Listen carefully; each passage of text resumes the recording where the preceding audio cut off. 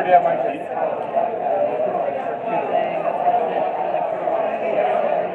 No, that's not a bad idea.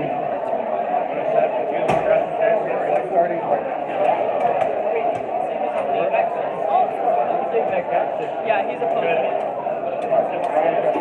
But have grown seats. Yeah, so he's opposing the motion. No, really.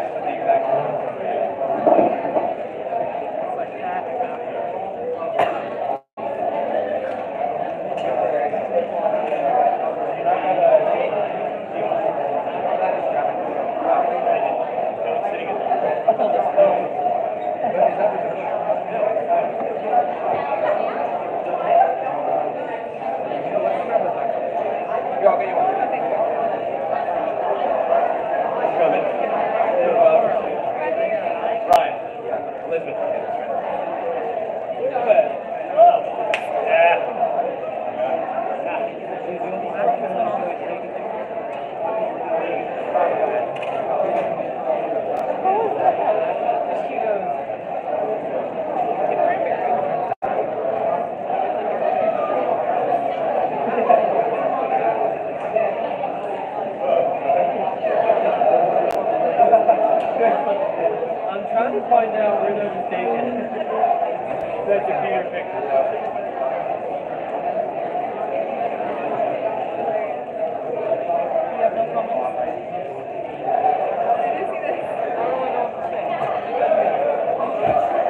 Your brother.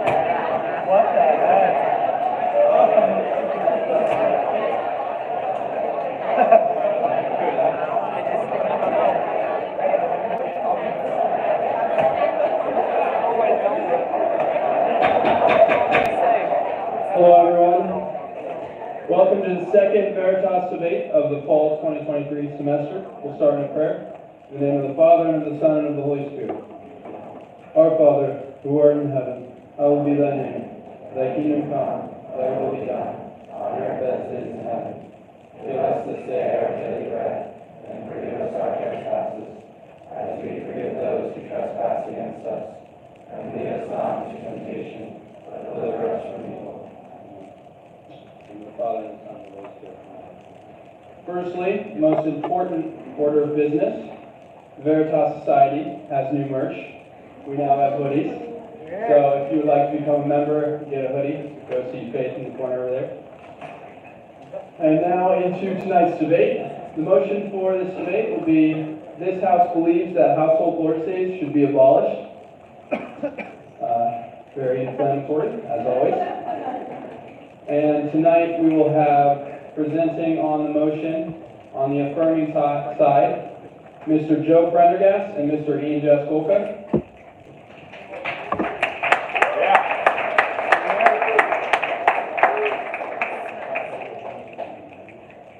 And on the opposing side, Mr. Luke Barnes and Mr. Jared Johnson.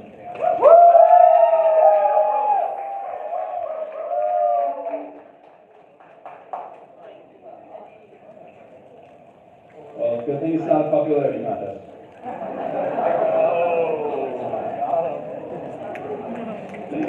All right, so go over the rules again if you haven't been to a debate. There's no clapping or cheering, but you can stomp your feet, you can snap, and you can hiss.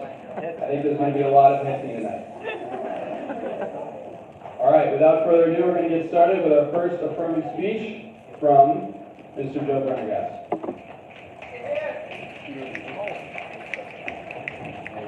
Hello, everyone. Hope you're all having a fine Lord's Day. The actual Lord's Day, that is. So, first off, just let me say what this is not, what I'm not coming up here to do, what I find that my partner. Oh, too much fun put into the merch.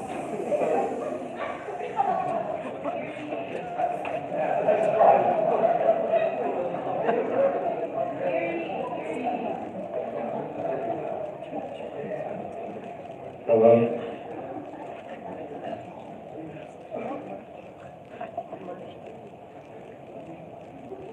Okay. So, as I was saying before I was so unceremoniously interrupted, is we're not coming up here to condemn people. We're not coming up here to say you're all bad Catholics and we're super holy. This isn't a question of personal sanctity. It's not a question of, accusation. It's not a question of us being better or you're so terrible, like, shame on you. No, it's not. This is seeing a problem. This is seeing what we perceive as a problem or something that should be addressed, and hopefully with charity and poise addressing it. And that's what we're really setting up. That's what we're setting out to do here today. So the main problem with Lord's Day is that fundamentally it's not Catholic. Fundamentally it's a Jewish ritual. And as we all know, we're not Jews, we're Catholics. So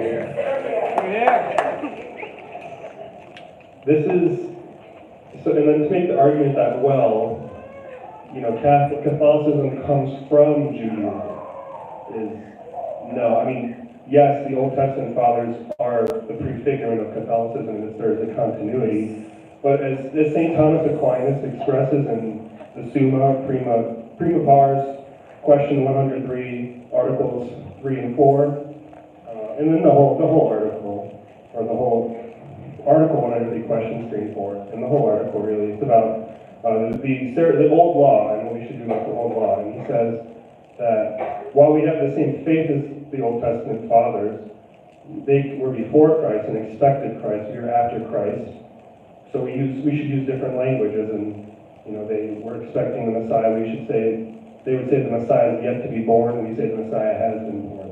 And so in the same vein, we should tailor our actions differently, in the sense that we perform different ceremonies, we perform different liturgical and personal expressions that fit with the reality that Christ has come. And so to go back and keep doing rituals that anticipate Christ or before Christ is not in mind, obviously, but at least in action, a rejection of Christ. It's a rejection that Christ has come, that Christ is here, that we don't, Christ, the Mass is the Passover. We're not doing a Seder meal in the sense that the Jews would do it. And there's even question, someone who's a historian might look into more about the origin of the Seder, and if the Seder, as we know it, really, it seems like as if it came after, even after the destruction of the temple and the Haggadah and all of that.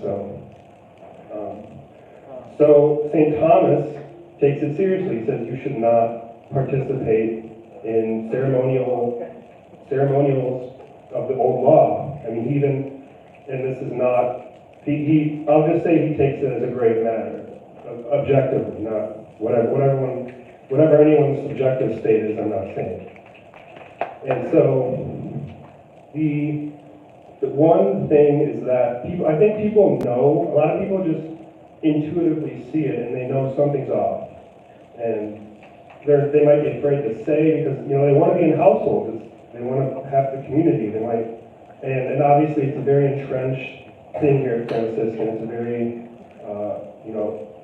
it's supported by, the establishment, and it has a tradition and a history that makes it hard to speak out against. People will not like that, and so that's understandable. But at the same time, if we recognize, and I guess part of that's what part of the debate is going to be, that it's not fundamentally Catholic, that it's fundamentally Jewish, then the argument that it's fraternal, it's for fraternal bonding, like it's good bonding, it's good share, it's good, it's good for us to come together on Saturday and to have this meal, this thing together. But in terms of that, I would just reference Romans 3:8, where St. Paul indicates that if we recognize that it's not good, if we recognize that it's wrong, then we can't do evil so that good may come about. 1 minute. And so, in terms of doing that for bonding, that would not hold. One question is to argue, if the argument is that it's not a religious ceremony, it's just fraternally bonding. One, it's a Jewish religious ceremony, the Seder meal, and also the fact that there can be underage consumption of alcohol there would indicate that it's a religious ceremony according to common notions of the law. Because otherwise, why would you be allowed to do that? And if it's not, would the university be condoning underage drinking? I mean, it's a whole other debate.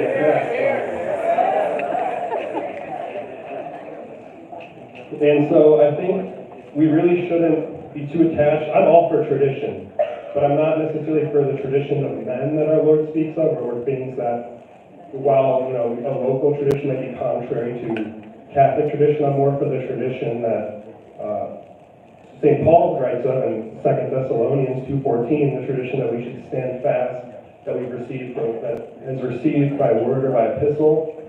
And so, please conclude. I think we need to reevaluate. We can find another activity to do on Saturdays, and in preparation for the real Lord's Day, Sunday. Thank you, Ms. Cunningham. Do we have a question for the presenter? No questions. Please come to the lower level if you'd like to ask a question.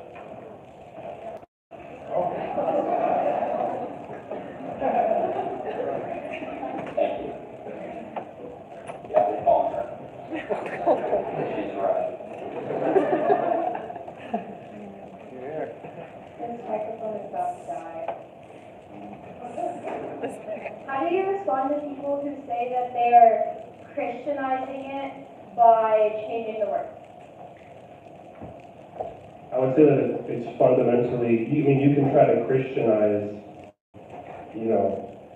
Ramadan if you want. You can try to Christianize anything by changing the words, but something that's fundamentally in anticipation of the Messiah, in anticipation of Christ, is not Catholicism. The Catholic Church was founded by Christ. We know Christ has come.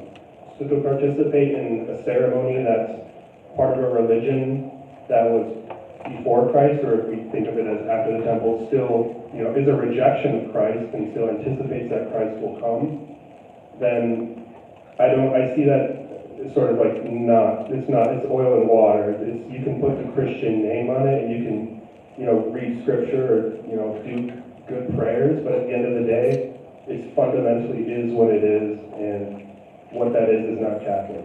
So. Thank you, Mr. Prendergast. For our second presenter speech, we have the opposing side, Mr. Luke Barnes.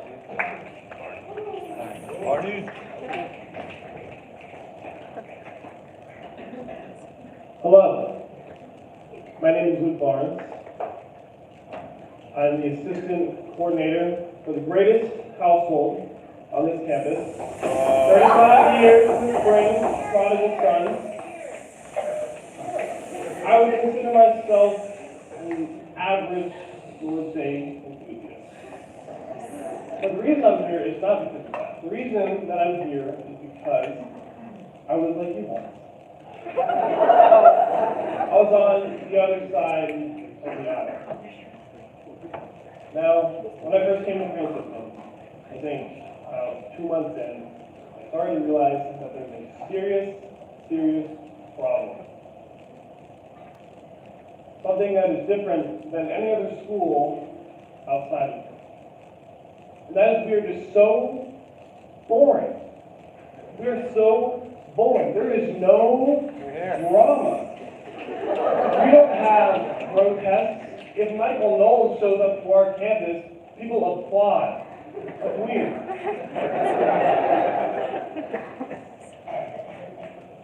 We love to complain about things. Right? We love to complain about things. And I think that at Franciscan University, we are so upset with the fact that we agree on everything that we find the smallest things to nitpick. You're here! Along the same time with personal discovery, I was looking for a household. And when I was looking for households, I heard that martyrs does things a little differently. That martyrs says that what they Preach. Not preach. right? You've all heard it. And so I went there. I wanted to check it out. And after leaving, it honestly made me feel that I would oppose that motion even stronger. You see, a lot of the examples that I hear, because I'm not as eloquent a speaker as these gentlemen, but a lot of the examples that I hear are extreme cases of an improperly done Lord's Day. Maybe some of you have heard of it, maybe some of you haven't, but I'm going to tell you there have been some poorly run Lord's Days. There have been Oreos and milk. There have been Doritos and Pepsi. And if you're offended by this, you absolutely should be. But the problem that I see is an improper conflation of Lord's Day and the Mass. If you're offended for the Oreos and milk, you should not be offended for Mass's sake. You should be offended for the sake of Lord's Day itself. If you are offended for the sake of the Mass, then you are part of the problem. You are the people who are making it the same, because it's not. Lord's Day is not trying to be the Mass. It never has, and God willing, it never will. Reform? Absolutely. Abolition? Absolutely not. It would be so easy for us to make very concrete rules, but I don't think that we have to, quite frankly. I think that we can all be adults here, and we won't have to do that. Now, on a more personal note, I want to pose to you all a question. And this is ultimately the question of the debate. Is Franciscan University better off without Lord's Day? If you affirm this motion, you believe that we would be a better university without Lord's Day, and I think that is ridiculous. I think that is absolutely ridiculous. Because as Catholics, we're called to judge things by their fruit. What is the fruit of Lord's Day? Lord's Day is something unique and Franciscan. It's been around longer than households have been around, right? Longer? Thank you.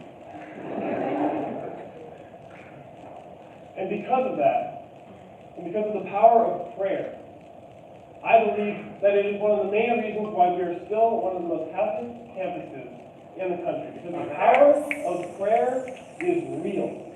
The power of prayer is real. And we are not in a time that we should be praying less, that we should be abolishing. We should be strengthening the things that we have instituted here that have made this campus great. Abolition? Absolutely not. That's all. Thank you, Mr. Barr. Do we have a question for the presenter? Yes, right here. Oh, no, died, sorry. So if it's not about Oreos and milk and stuff like that being associated with the mass, what is it representing if not the mass, and why are people getting upset when you substitute something else? It's basically a mockery of mass plan. So it is not a substitution of that. Breaking of bread is a thing in itself. Breaking of bread has been a thing, for lack of a better term, since Judaism. And Catholicism is a fruit of Judaism. It should not be seen, I actually find it offensive that we see it as improper that it would come from Judaism. That is improper. Thank you, Mr. Barnes. All right, now for our next presenter's speech, we have the affirming side, Mr. Ian Veskolka.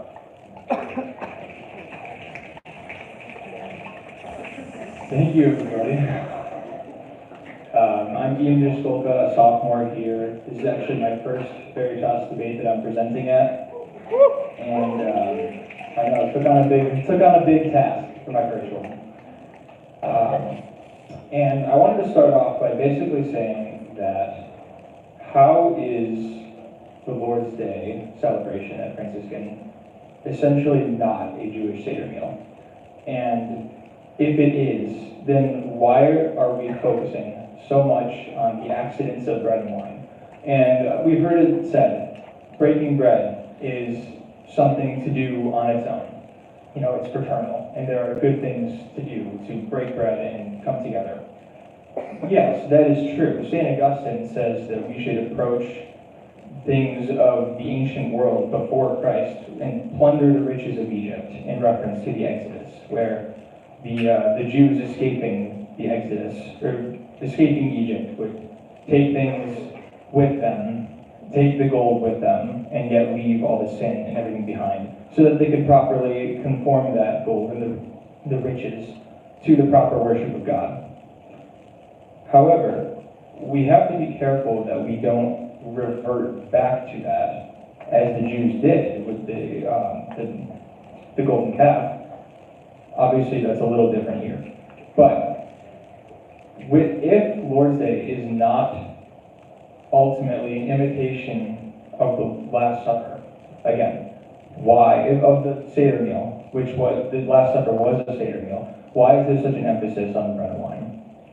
And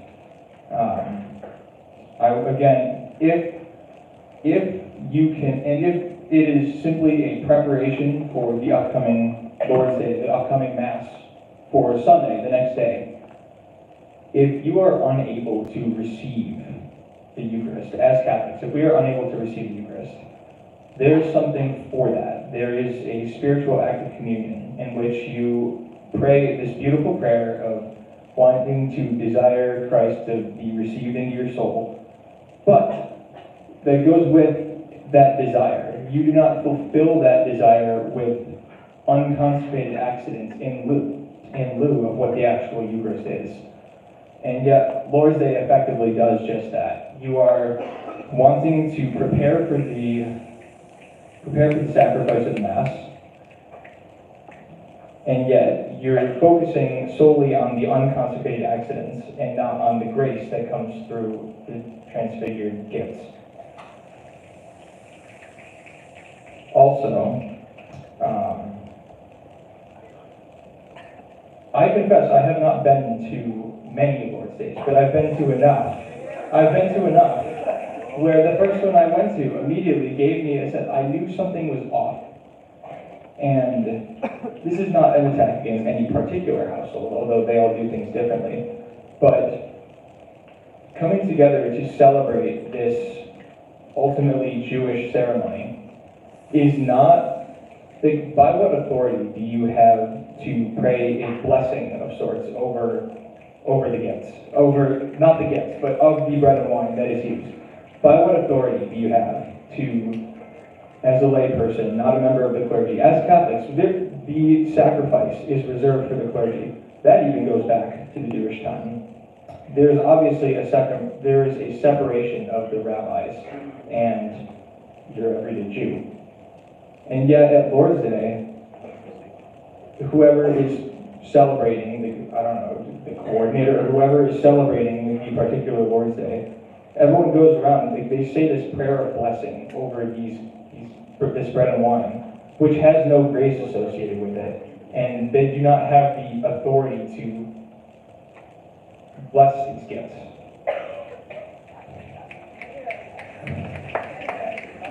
Yeah. And that's really what I need to say. Thank you, everybody. Do we have any questions for the presenter? Please stand if you have questions. Yes, Mr. Pretzel, please speak up. Yeah. Separate. How is the blessing over the gifts that was saying just in praying over your grace?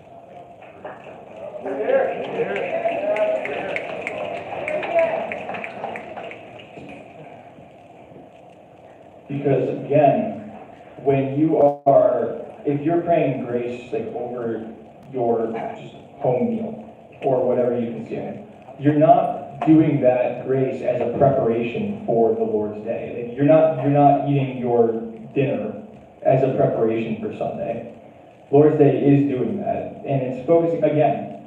The accidents of bread and wine are actually very important here because there's a significance to bread and wine being used in a sacrificial sense, and a sacrificial ceremony, which Lord's Day is trying to be, because it is, again, a Jewish Seder meal. So, praying just grace over your everyday home meal, you're not doing that in the same way as you would be. Anything else? Thank you. All right. Now, for our last presenter speech, we have from the opposing side, Mr. Johnson. Hello, everybody. I'm Jared Johnson. I'm an alumni. I graduated this past May, and I'm really happy to be back. I am following my own footsteps, and that I am defending something that I have no stake in. Last year, I defended Harry Potter. I have never read a Harry Potter book. This time, I am defending Lord's Days. I've been to 5, and 4 years of being a Franciscan. So I'm an outside observer, and my outside observations are that it's fine. It might need reform. If it needs reform, let's reform it. What's there to abolish? So, an objection that we haven't quite heard yet, but I'm going to tell you, is that, as my opponents have said, it's more Jewish. There's also the fact that it's more Protestant. We've got both.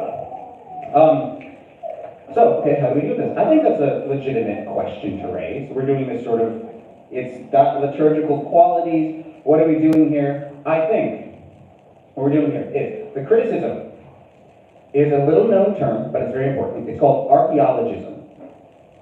This is a term coined in 1947 by Pope Pius XII. And he's talking about this idea of, this was very prevalent in the 50s, 60s, 70s, late 20th century, still now, which is, well, the early church did a thing, and they did that, so we should just do that, ignoring centuries of development, right? For example, the idea, very popular in the late 20th century, of, well, the early church, first, second century, didn't talk much about original sin, so we should just do that, ignoring the Pelagian heresy, this giant elephant in the room that we have to deal with, and that's why we have such robust theology about it. I read that. Then, I read a 2021 Troubadour article. The greatest news source, read it. which was documenting a talk given by Father Gregory Cloud, talking about the origins of Lord's Day. The origins of Lord's Day are apparently rooted in a 1st, 2nd century Christian practice called the Christian Seder meal or the agape meal, which is rooted in converts from Judaism wanting this sort of more, wanting to keep that practice of the Seder meal incorporating into the life of the church. So how is that not archaeology? I was like, oh shoot. All right, well there's my whole argument. But I think we have to be very careful with our terms. We need to be precise. What Pius XII in his encyclical Mediator Dei is warning about with archaeologism is Vatican-level discussions of reform of theology and doctrine. He is not talking about what we are talking about here today, which is lay people getting together and in an informal capacity to pray. That's what a household fundamentally is. In terms of canon law, it's a non-entity. It's the same thing as a parish Bible study or an Exodus 90 group. We're not talking canon law, all right? We're not dealing, I don't think the archaeologism attack from either from the Jewish side holds, because it's just not. We're not talking about innovation or reform. We're not talking about official church practice. We're talking about what 45-ish different groups on one campus in the Ohio Valley want to do with their Saturday evenings. So, afternoon, sure. The next issue, right, is, well, if it's got these Jewish overtones, it's got these Protestant overtones, what are we doing? It's liturgical. It's a quasi-liturgical pattern that we follow. And so it's setting itself in opposition to the Mass. I think that my opponent would agree with that characterization. That's the problem, and that's the problem with Passover and Protestant communion. Because Passover is a redundancy, it's fulfilling a sign that's already been fulfilled. Protestantism doesn't have the true presence. So, it's wrong and bad, why are we doing this? But the problem with those is that they are setting themselves up in opposition to church teaching, right? Lord's Day, don't do that. They are not setting themselves up to be liturgies. Why can we pray a blessing over the food? Because it's not a sacrifice. It's not claiming to be a sacrifice. It's not trying to be a sacrifice. There's actually a long and venerable tradition of lay people patterning prayer off of the liturgy. The Rosary. We may be familiar with the story of St. Dominic. Our Lady comes in and says, pray my psalter, gives him the Rosary beads. But for centuries, the Rosary had been a practice to let lay people more into the liturgical life of the church, because liturgy of the hours. There are 150 psalms, you read some readings, lay people struggle to do that, so 150 psalms, we'll do 150 Hail Marys on the life of Christ. It's patterned off the liturgy. It was informal, until Our Lady comes in and codifies it. We can do that if we want to. Would you say that Exodus 90 is somehow a mockery of monastic tradition just because it's not like official, we're taking monastic practices and just kind of letting lay people do it? No. I don't think it rises to the level. If there's no theology, really, surrounding Lord's Day, it's not trying to do anything in the church. It really just is lay people getting together to pray. I think it's actually rather humble and wise to see that the church has this structure that works for communal prayer, so let's just pattern it off this structure. The bread and wine. I don't really see the objection to breaking bread. It's not meant to obscure the Eucharist, and I don't think that it does that. I think that it's anticipating the liturgy of Lord's Day. Thank you. Do we have a question for the presenter? You have to be on the first level. Come on, Adam. Does anyone else have a question? Okay, Mr. Kabata. Yeah, so, great argument. One thing I'm still concerned about is if it's a private Christian practice, or private social preparation for that,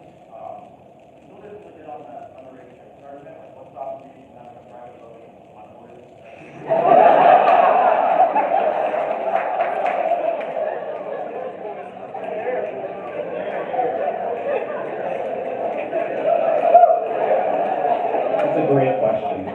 Yeah. I would love an answer as well. It's religious in character, it's not sacramental. Thank you, Mr. Hunt. All right, we are now going to move into our open floor round. This is going to be a 5-minute speech that you're going to be giving. If you'd like to give an open floor speech, please stand and raise your hand on the lower level. And we are going to start with Mr. Sanders. So Mr. Prendergast began his debate with the technological snafu, so I'm just going to avoid all of that and just talk to you without technological interview. But I want to begin. I'm going to begin with what Mr. Prendergast said. Because he says this has nothing to do with anyone's personal sanctity. Then why the heck are we all here? Like, why does it matter? So what I think is that this is actually something important, and if it doesn't impact anyone's sanctity or religious life or observance, then none of us should be here. But the reality is that Lord's Day is something that's close to a lot of us. A lot of us go to them every week, or we frequent them if we're friends with the household. So it makes sense to defend it as a means to sanctity and a means to getting to know the Lord better, right? So I don't want to deal with the accusation that the Lord's Day is somehow Judaizing, which is frankly ridiculous, and I think it insults all of our intelligence. Because if you read the Bible, you see what Judaizing actually is, right? Judaizing isn't merely sort of the reproduction of Jewish rituals in a Christian community, but rather Judaizing is insisting that the practice of the old law is necessary for salvation, right? So, on the contrary, the old aspects, and possibly even the entire old law, could be practiced without jeopardizing your salvation. Now, let me give you an example of this, right? If you read the Acts of the Apostles, it says that in addition to celebrating the Eucharist, among other Christians, they also went into the temple and prayed the Psalter with all of the other Jews. Now, this is where our practice of the liturgy of the hours emerges, right? We would not have the liturgy of the hours if people hadn't been adopting practices that they knew and loved from Judaism. So the idea that because some Christian practice resembles a Jewish practice in some way, that it's somehow beyond the pale is frankly ridiculous. And I don't even want to hear it again. Yeah, and also, like, people throughout history have been saying, oh, look, you are doing a Jewish practice, you evil heretic, get out, right? It's ridiculous, right? This is what happened in the 9th century between Patriarch Photius of Constantinople and Pope Nicholas the Great, right? Patriarch Photius said, look at you, filioquist heretic, using your, unleavened bread for the Eucharist, right? Because originally, the Eucharist in all churches had been celebrated with leavened bread, but in Western churches, they switched to using unleavened bread. And then what Patriarch Photius, because he was deluded, right, what he said is that, look, because you switched to using unleavened bread, you must be a Judaizing heretic. But that's ridiculous, right? Any of you who've read Photius know he's an angry guy. And also, let's return to this idea that because it happens on Saturday, it's some evil Jewish practice. Now, this is so infuriating because, right, for centuries, right, every major feast day began to be celebrated the day before, including Sundays, right? This is where the practice of first vespers comes from. And in fact, all of my friends who are fond of the traditional Roman rite should realize this more than the rest of us, right? I mean, if you look in like old Greeceries, especially before 1955, you'll find that almost every feast day has first vespers. Now, this isn't some ridiculous Judaizing. Rather, this is the realization that the Jewish practice of beginning a feast day or a Sunday on the sundown before is just the ancient practice, and we as Christians have inherited that. So the idea that with Lord's Day, we are somehow doing something completely different is just really frustrating. And then we also talk about the idea of blessing, right? Yeah, the idea that in blessing bread and wine, we are now simulating the Eucharist in some irreverent and foolish manner is a very bad argument, right? other people have already noted that we make blessings on people all the time, right? When I was a kid, my dad would come around and he would bless all of us on the forehead before bed with water, and there's nothing wrong with my dad doing that, right? And there's nothing wrong with any of you saying God bless you when you meet your friend or when you say goodbye to him. That's a totally reasonable thing to do. And then, finally, let's talk about the idea that Lord's Day is somehow is a Seder meal. This is ridiculous. The idea that blessing wine and bread is a Seder meal is one, it's insulting to Jews, because to reduce the Seder meal to that one act is kind of, I mean, it almost beggars belief, right? So to bless wine and bread outside of the Mass is something Christians have already been doing, right? I mean, there's blessings of wine. I've been to one in Byzantine churches, right? On Lammas, there's traditionally a blessing of bread in the Western church. So the idea that blessing these things is somehow Jewish is just ignorant of history and very frustrating. So thank you for listening to my rant. I'm sorry. Hopefully you like that. Yeah. Please, do we have a question for the speaker?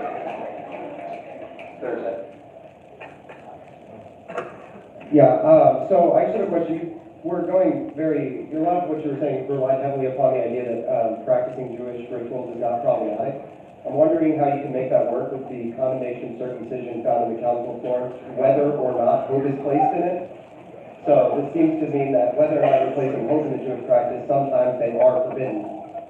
Okay, I mean, so if Thursday wants to take this view, then everyone who's circumcised is going to hell, which is actually the interpretation a lot of people made of the council form. But I'm more charitable than those interpreters. So, nevertheless, yeah, I think that's an argument made in bad faith. Here's why. The idea that one Jewish ritual has been condemned is not the same as saying they have all been condemned. So the idea that that's of any relevance to the Wednesday question is very, very frustrating. All right. On to our next open floor speech. Yes, in the back.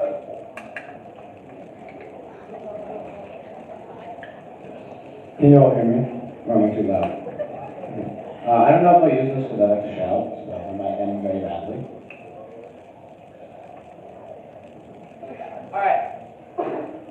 You shall know them by their fruits. Before the institution of households on this campus, we weren't very Catholic. I have a lot of family who are alumni.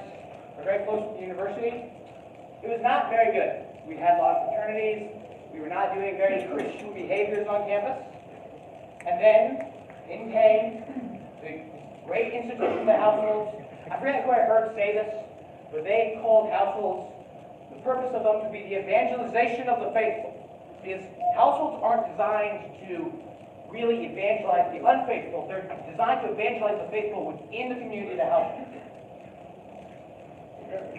So, when you had the households implemented, you had the implementation of the traditional Lord's Day, which has been present in every household except for one.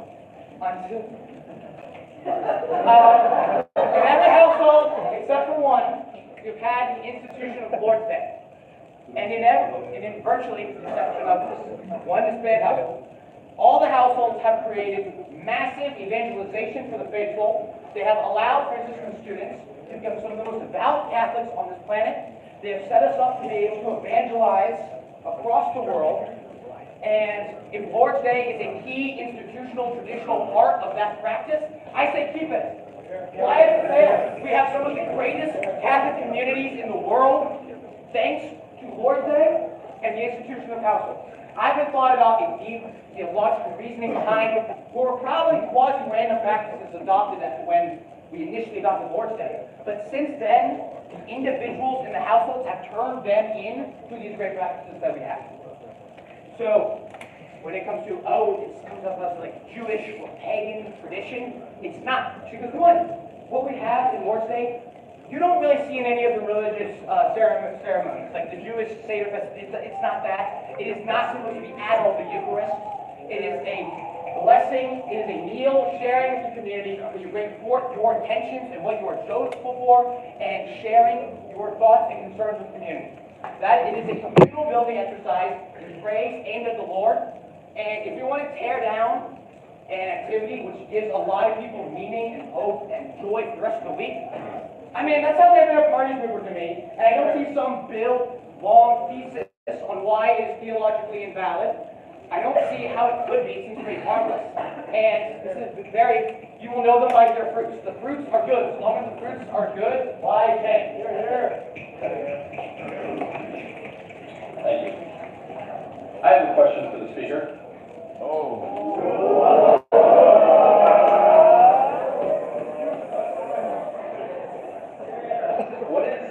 What is your proof that it is the households that are turning everyone into such amazing Catholics and not the awesome professors and friars?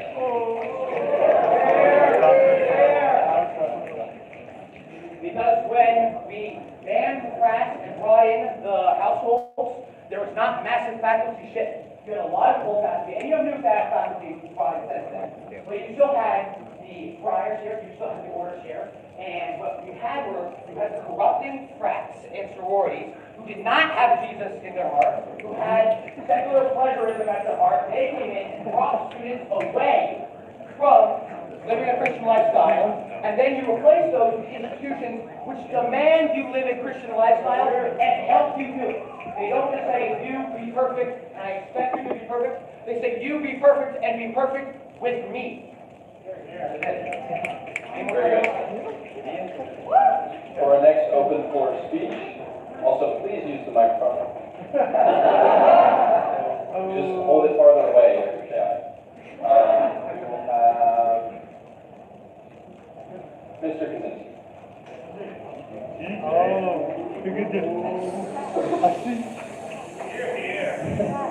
So I love Lord's Day. Let me tell you why I love Lord's Day. Sense of purity, we have a very interesting Lord's Day. I won't go into detail, but I love it. And I love the community it brings. I love getting together with my brothers who I've sacrificed, who I've walked the faith life with, and reflect on the Gospels for the next day and prepare ourselves for the Mass to come. Now, that being said, it might be worth questioning certain practices that happen and really understanding the why that we do something. So there's this concept called lex orandi, and that is how we pray. And the idea is how we pray reflects the importance of the reverence of something, and we give reverence to what is important. So, what is the center of our faith? It's the Eucharist. It's Jesus, right? It's sacrifice. And we unite ourselves to the cross every time we go into the chapel, every time we kneel during the consecration. We take part in that sacrifice. And that is the center of our Christian life. Now, what substances are used for that transformation, for that transubstantiation? Bread and wine, right? And so us giving reverence to the bread and wine, basically saying this has no other place to be used in any religious circumstance but the Mass, is to say that this is reserved for Christ alone, because it is the bread and it is the wine that becomes his body, that becomes his blood, which we take part in. Now, I'm all for Lord's Days in the sense that it unifies us. I'm all for Lord's Days in the sense that we are intent with our brothers and our sisters in understanding the Gospels and preparing ourselves for the sacrifice. But why not do something that's a little bit more Catholic? It's a little bit more oriented towards the sacrifice. What could that be, for example? What is the Eucharist? It's Jesus. That is what we're preparing ourselves for. Why not kiss a crucifix? Reflecting that we are uniting ourselves to the cross, uniting ourselves to God, and that it is the bread and wine that become Him, and that by kissing this crucifix we are reflecting that. And we are showing reverence to the substances that become His flesh, that become His blood. So, no, I don't think Lord's Day should be abolished. I think Lord's Days are very, very good. And like I said, I think they bring about great community and great reverence and great joy and great fun. But we have to ask the question always, why are we doing what we are doing? And what is the purpose of this? And what are we showing when we give reverence to something? And what is that teaching others? So that's all I have to say. Do we have a question?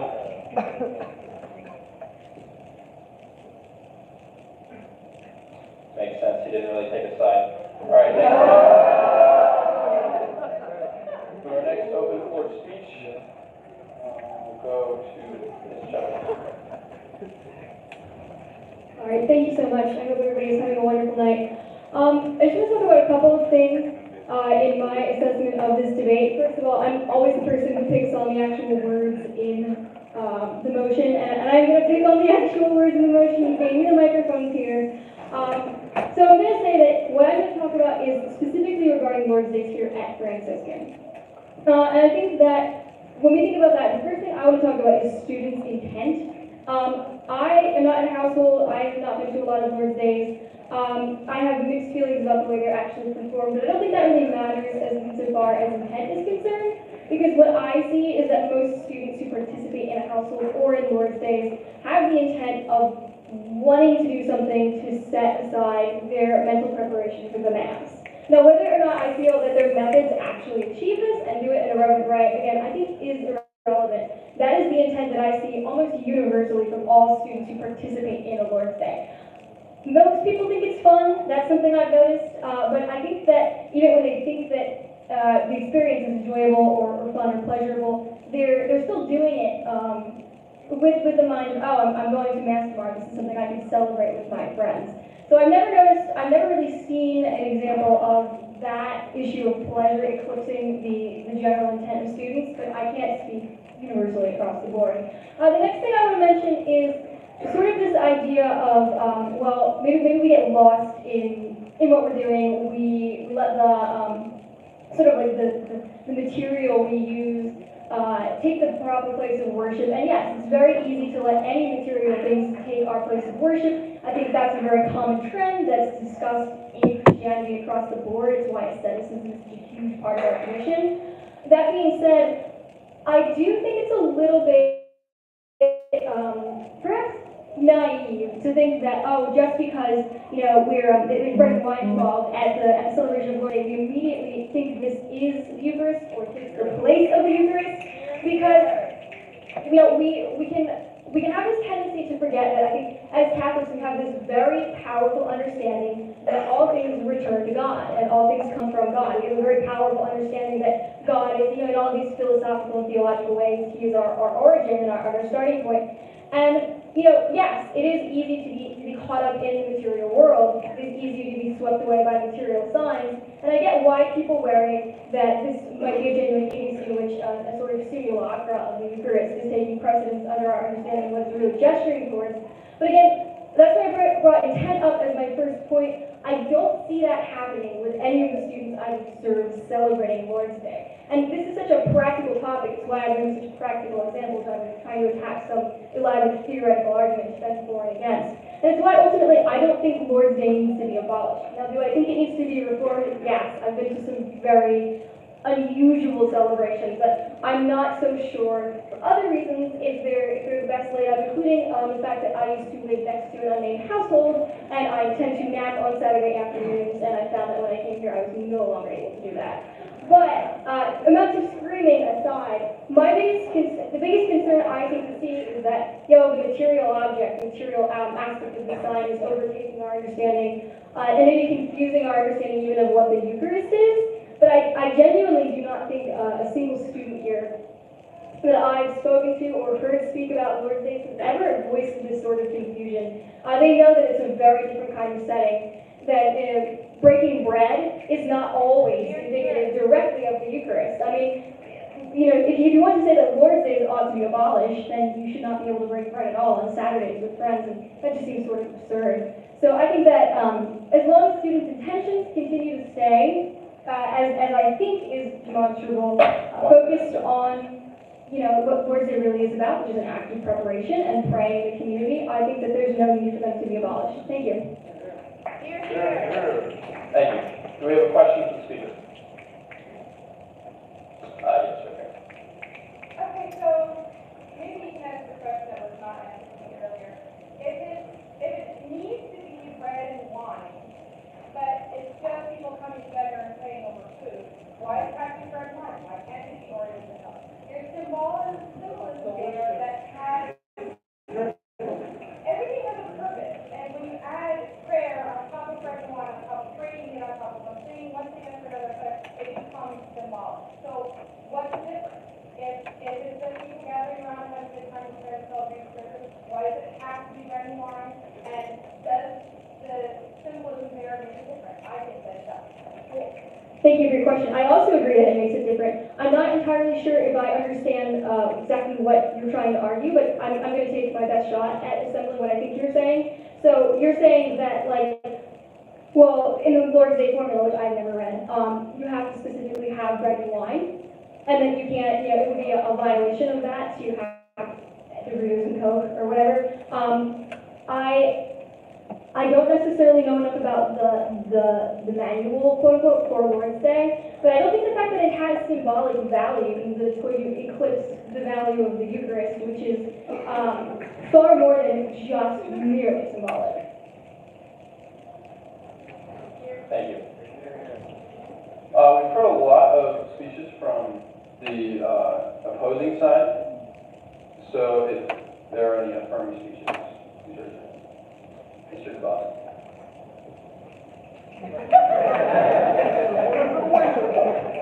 All right, are there any criminal justice majors here? Awesome.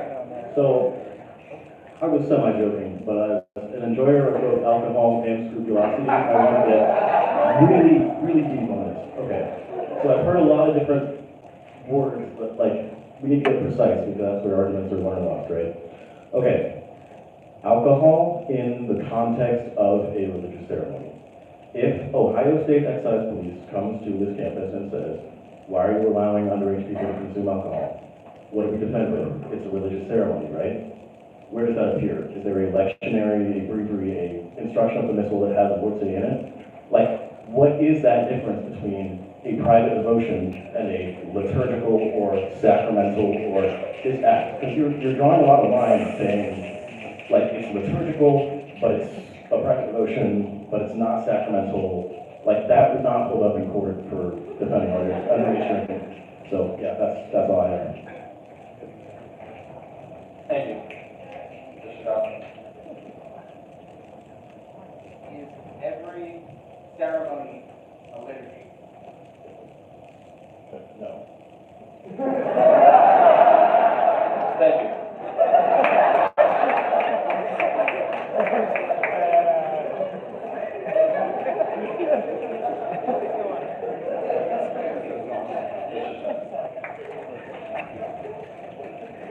All right, there are three aspects to a moral act. We all know this. This is the object, the intentions, and the circumstances. Now, the intentions, obviously, for all the households here are good. We want to worship God. Circumstances, Saturday, it's time for a vigil, it's time to prepare for Sunday to receive Holy Communion. That's good. The object of Lord's Day celebrations here, the common thread is always bread and wine.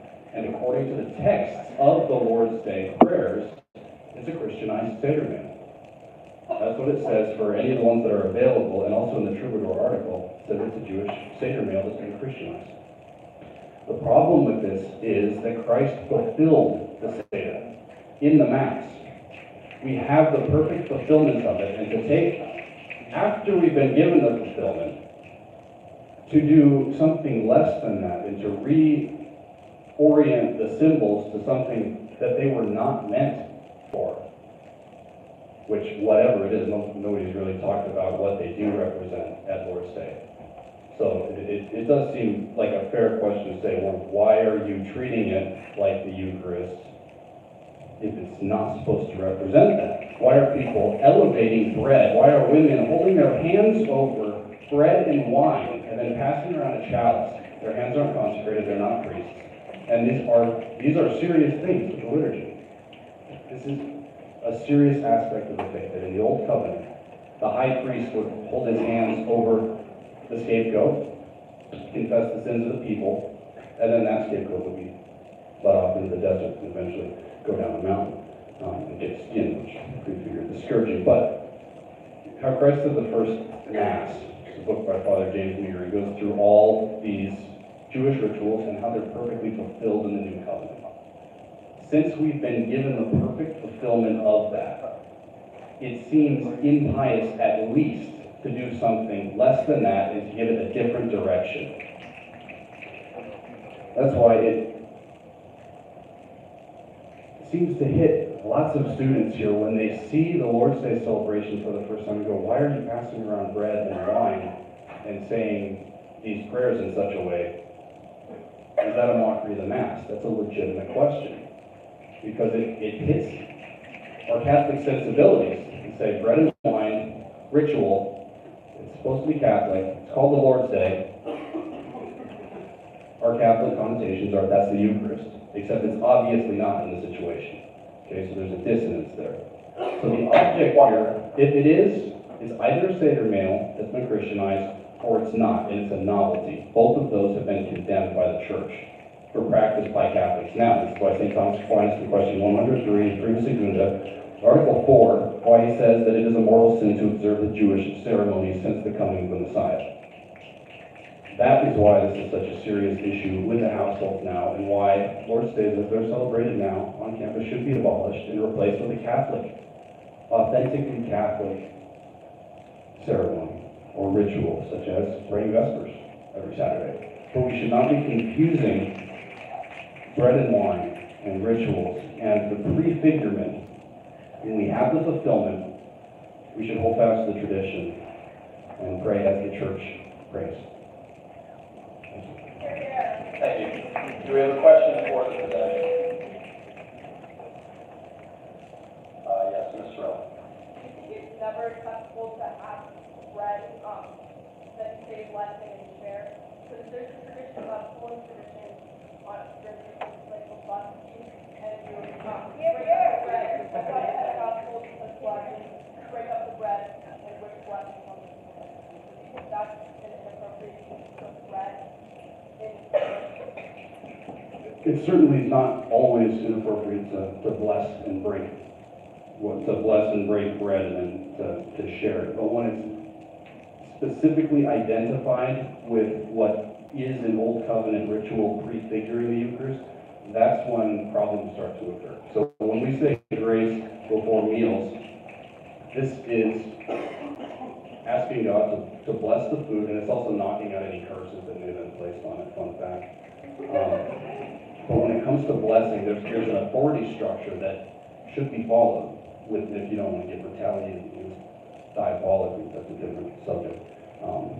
The blessings, by the way, to address the bread and any food being blessed, and also when fathers bless their children, as stated earlier, make the sign of the cross on the forehead, that's natural law authority over the children. He can bless his children, husbands can bless their wives, priests can bless all the people, and we can say blessing for our food, but when we're blessing it in an identical manner, or at least an obvious parallel to the Old Testament, or to the Old Covenant, when we have the prefigurement then fulfilled already, that at minimum obscures our ideas of what these symbolize.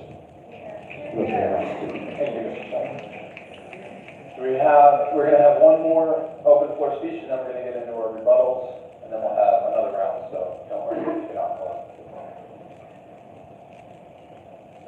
Yeah, right here, suit, kind of, and jeans.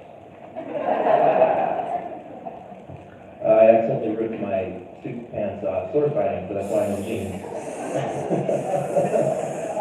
Don't ask why I was sword fighting in the suit. Sorry for another day. I want to touch on a few things. I'm a new transfer student here at Franciscan, so I'm coming into this with a fresh set of eyes. And I've been to a couple Lord's Days, and when I first one, I was like, oh, bread and wine, in the context of prayers and words that are similar to what we hear in the Mass. It's like we're breaking bread, just one loaf of bread, it's a common loaf, and we're passing around the chalice with wine. And I was like, wait, this is people here are underage. I know people here are underage. And it's like, so there's religious connotations with this. I'm like, hold on, we're Catholic. Like when we have wine, it is in the Mass, and it becomes the blood of Christ. My father is Presbyterian. He took me to his Presbyterian services. And I heard this objection, well, Lord's Day is not a sacrifice. Well, a lot of Protestants don't believe when they break bread and share wine that is a sacrifice. So just saying it's not a sacrifice is not a sufficient rejoinder to the objection that this sort of is a pseudo-Eucharist in a sort. And it's like, again, we keep keep hearing people say, oh, what's so wrong with breaking bread with your friends? But when I hear people just bring this up tonight, they leave out the wine part. It's the bread and the wine that's sort of the issue in a religious connotation. It's like, why are we using bread and wine?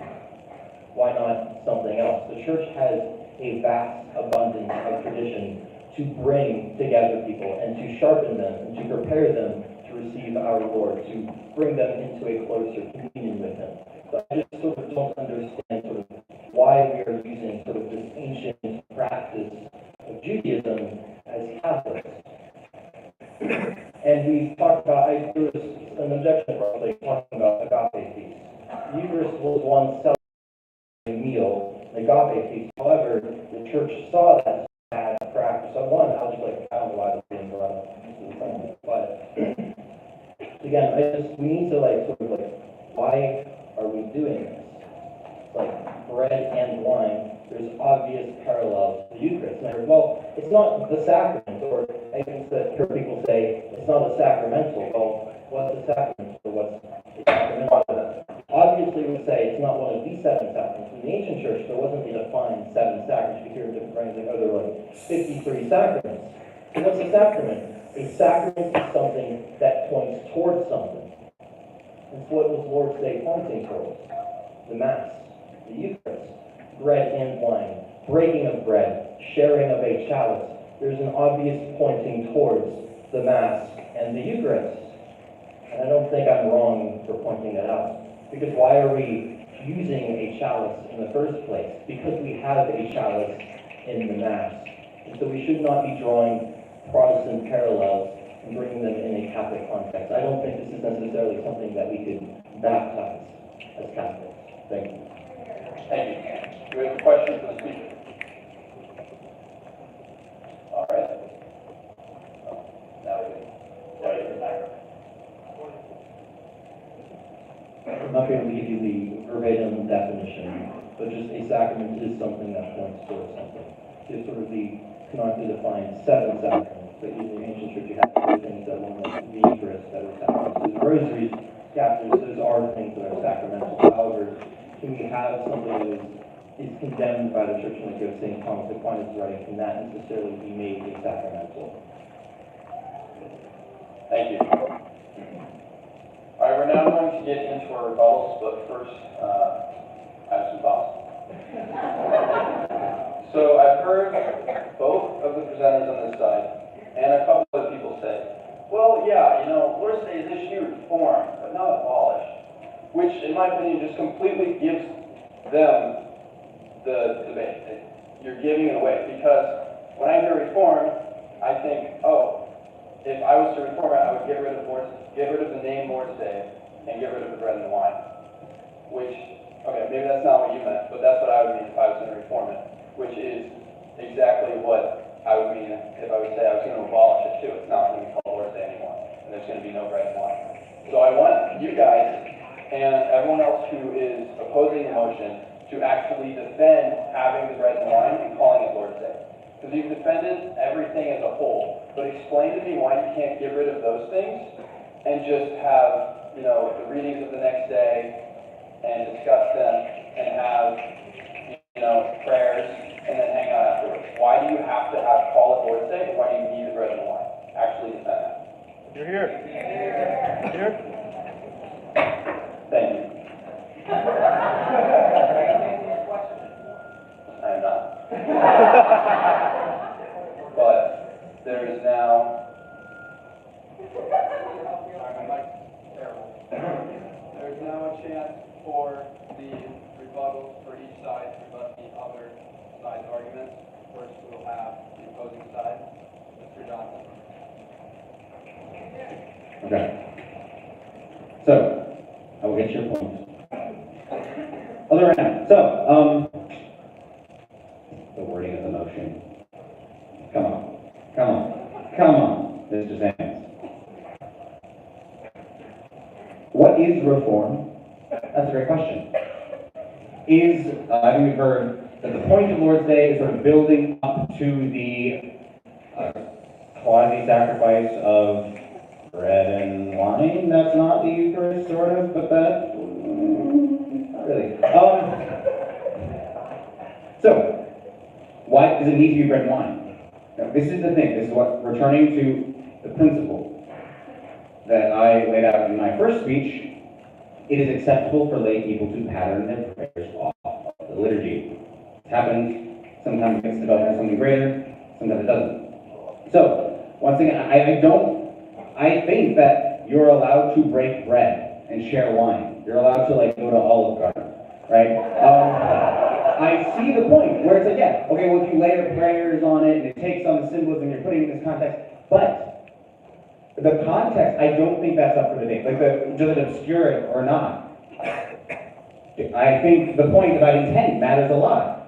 Does it actually obscure it? No. Nobody takes that meaning from it because the intention of the act itself is not sacramental.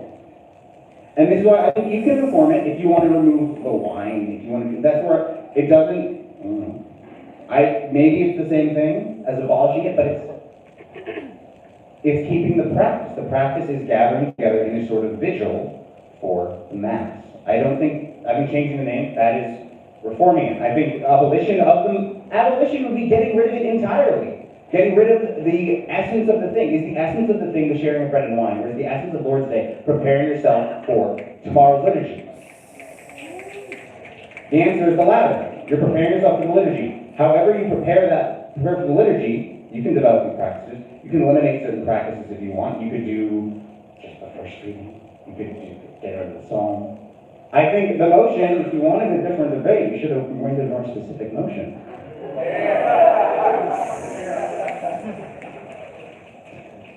I keep hearing the Seder thing, and I keep not being convinced by the Seder thing. Because, once again, I don't think the Jews hold a monopoly on the practice of, a vaguely sort of ritualized sharing of bread and wine. This is rather scattered, but there are a lot of points. And I'm just not convinced. I think the affirming side really needs to argue that and defend the point that the breaking bread is so actually obscuring, is somehow actually gravely detrimental. I don't think that's been stated. I don't think it's been... Please conclude. Yeah.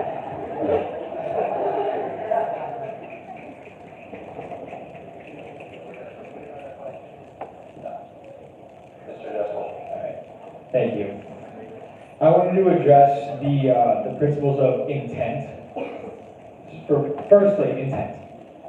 Just because you're intending something good while doing something wrong does not mean that that wrong thing can just be, oh, okay, we can sweep that under the rug. He meant well, but he did something wrong, and therefore it's fine. We'll just keep going with it because it's bearing good fruit. Is it? I wanted to first address one of the audience speakers who was talking about households in general and the immense good that they brought. I think that is true. I think households have brought a lot of good. Nobody here is arguing against households. But I don't think you can directly conclude that it is Lord's Day that has brought forth so much good out of so many people in this fraternity and sisterhood.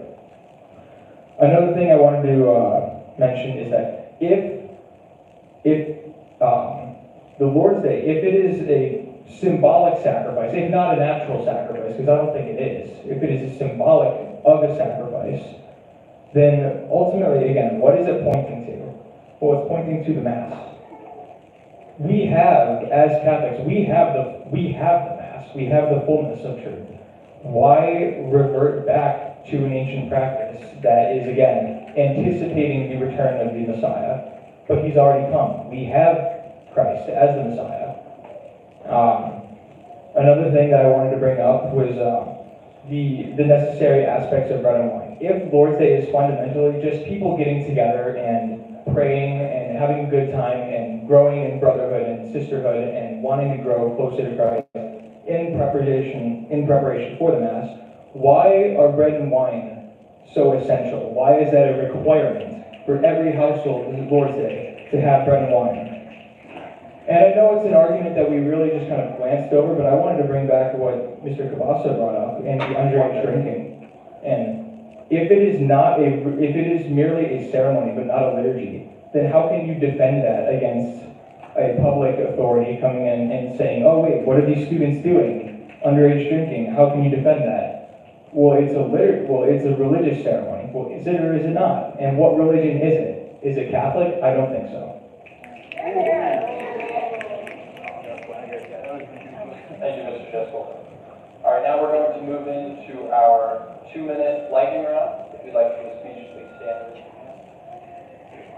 Yes, Father Gary.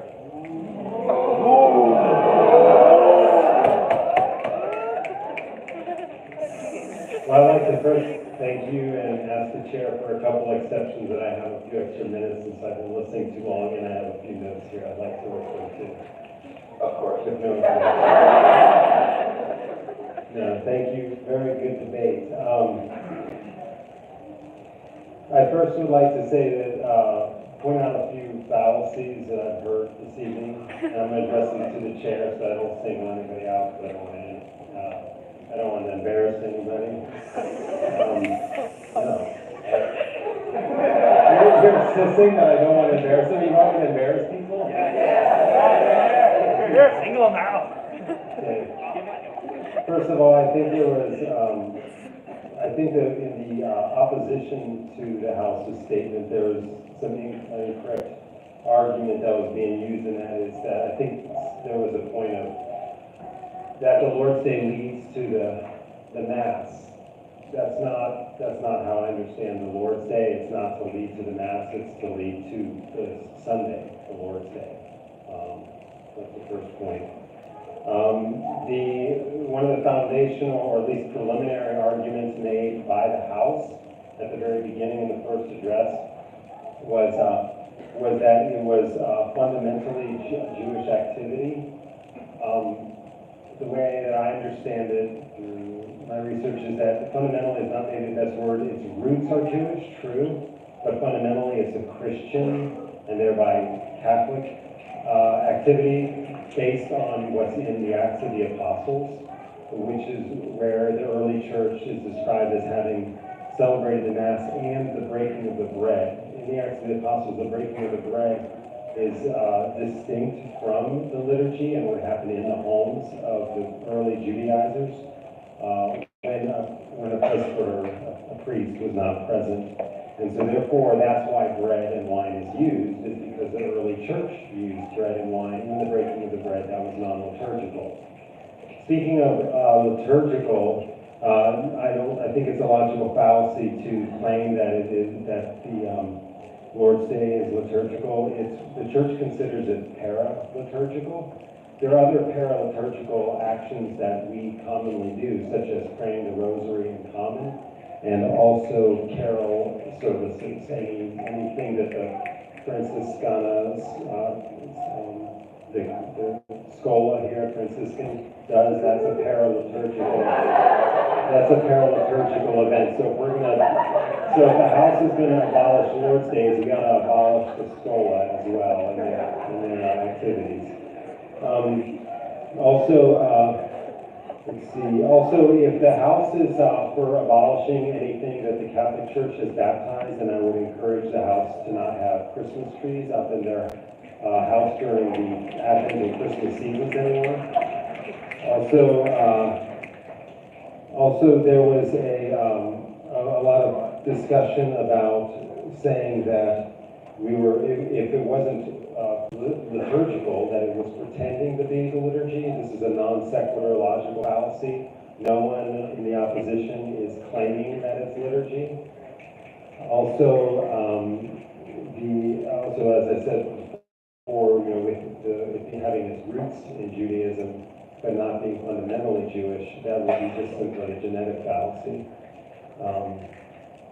I would also say that there's this idea that it is thoroughly Catholic throughout the world, has been endorsed by several cultures and different times in the last 2,000 years of the Church's tradition, not just in the first century Christianity, but also in Slovakia, in Lithuania, in Czech Republic and Poland, they have the Vigilian meal, which is still celebrated not only in Poland itself, but in Polish American communities in Chicago and elsewhere. There's the German Oblaten, which are all, Lord's Day-esque type celebrations that are approved by the church.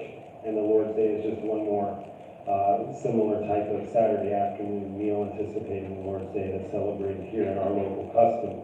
Finally, on the orthodoxy of the Lord's Day, which is, I think, a very important topic for so many of us who do take orthodoxy and Catholicism so seriously, is that, we've been celebrating the Lord's Day here since 1974. And we've had 4 bishops during that time: Bishop Ottenweller, Bishop Sheldon, Bishop Conlon, Bishop Monforden.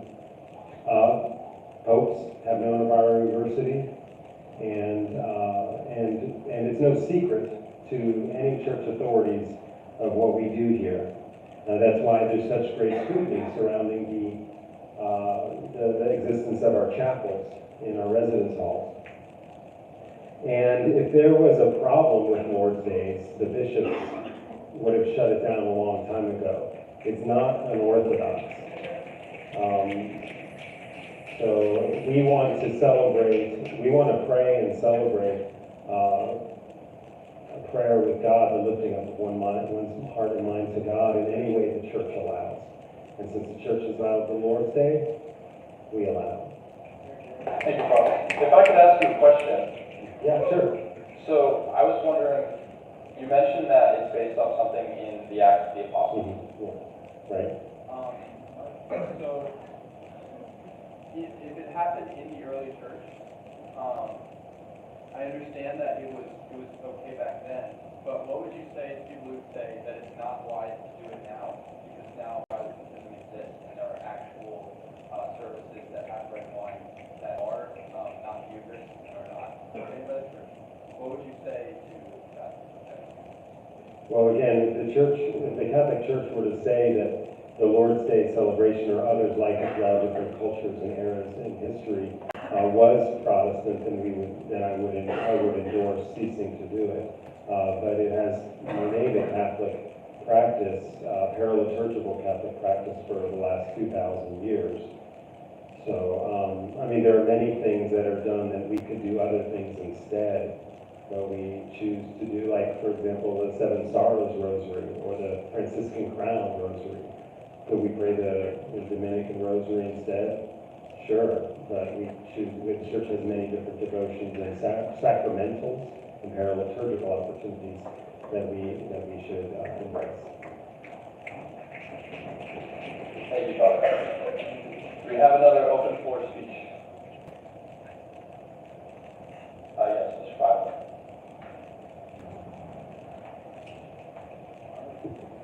How's it going, everybody? It's good to be back to see that Veritas is going strong. Unfortunately, I was in Martyrs, so I guess I earned a black mark in Mr. Barnes' book. Now, I'd like to inject some energy into this place. I think there's maybe an issue with Lord's Day, but it's not what you think I'm going to say, right?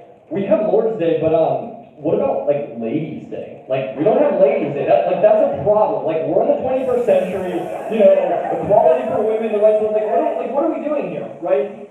You have to imagine the scene, right? It's a Saturday afternoon. You have Theotokos, right, in their blue garb. It's sort of like a coat of arms. Or wait, no, it's household gear.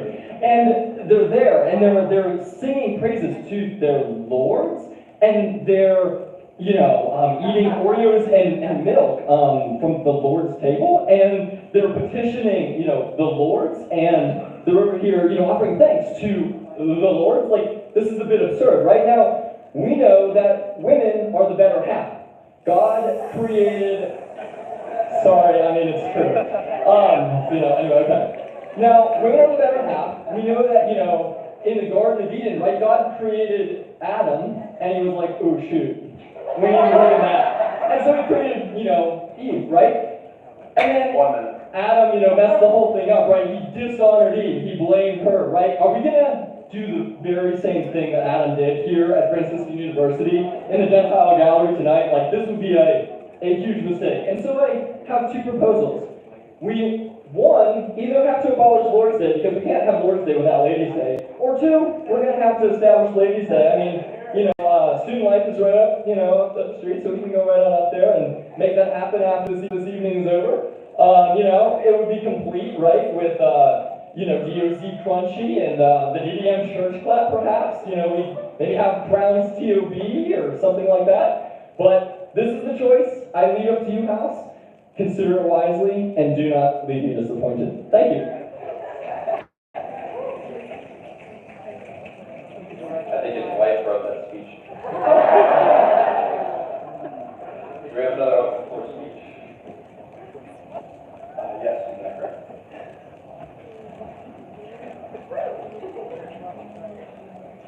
Hey everyone, how y'all doing tonight? So I'll start off and be honest, I do not like Lord's Day. That being said, I see no reason that it should be abolished. So let's start with the Seder meal. So we're saying that it has its roots in Judaism. Okay? Now, let's also think this. The Parthenon, pagan. We made it into a cathedral. The Pantheon, pagan. We made it into a cathedral. What language did Julius Caesar speak? What language did Cicero speak? They spoke Latin. What language does the church use? The church uses Latin. We have, which has its roots in Latin. The church has a history of taking things, and we take them and we make them beautiful with the faith. So why would it be so bad that we take the Jewish Seder meal, we infuse Christianity and Catholicism into it, and we make it something beautiful that we can now use? Now, I believe it was said earlier that the Last Supper was itself a Seder meal. Is that correct? What's that? Who said that? Hiss, it didn't happen? Passover? Passover was. Okay, thank you. Now, Don't engage with the audience, please. Don't engage with the audience. Okay. Thank you. Okay. So, the Last Supper is part of Passover. It was a Passover celebration, which means that it is rooted within the Seder. It is rooted within that Jewish tradition. 30 seconds. Thank you. So as it is rooted there, should we not have communion if it is in fact rooted into this Jewish tradition? If it finds itself back to Passover with the Last Supper, that connects it to Judaism. So should we not be having it, even though it has become a beautiful thing with Catholicism? That is what I have. Thank you. Do we have another open floor speech? Yes, right here in the back.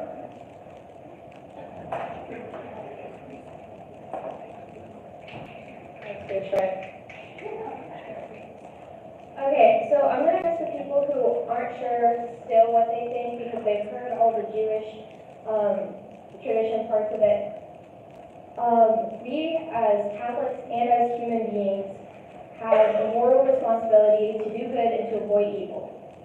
In the case that there may be a good chance that the act itself could be evil, even if the intention is really good to be close to each other, I think logically and prudently, you should err to the side of caution and not participate in this act. Now, if you're talking about Lord's Day and doing the readings and trying to orient your heart towards God, it's really good.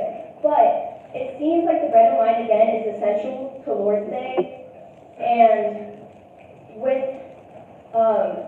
and also if you think, I'm not condemning people for this, but there are a lot of people, I think when it comes to the consequences of the action, and you're saying, oh, it doesn't mess with your head about it, I know this is also just the people, but there's plenty of people who just don't go to Mass on Saturday and then go to Lord's Day, but even just I don't understand how that could not just change your mindset on what it means to celebrate it in this way.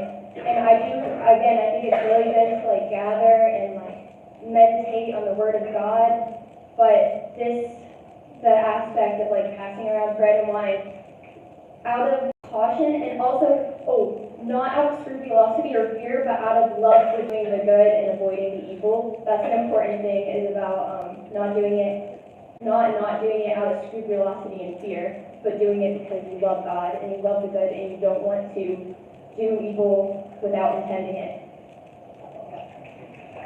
Thank you.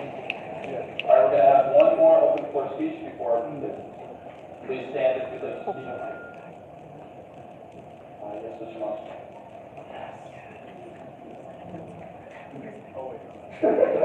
That's not my last name. Okay. Yes, go to gladtry.com. Anyways, so happy feast of St. John Paul II. Also, this is not, so to prevent a little bit of a mischaracterization here, this is not about, oh, you're so mean, you hate community, you want to get rid of fraternity on Saturday nights. Look, if I'm looking for fraternity on a Saturday, I go hang out with my boys. All right. We might go to a restaurant. We might do this, that, and the other thing. We might just chit chat. It's a great thing to do. But act, object, intention, and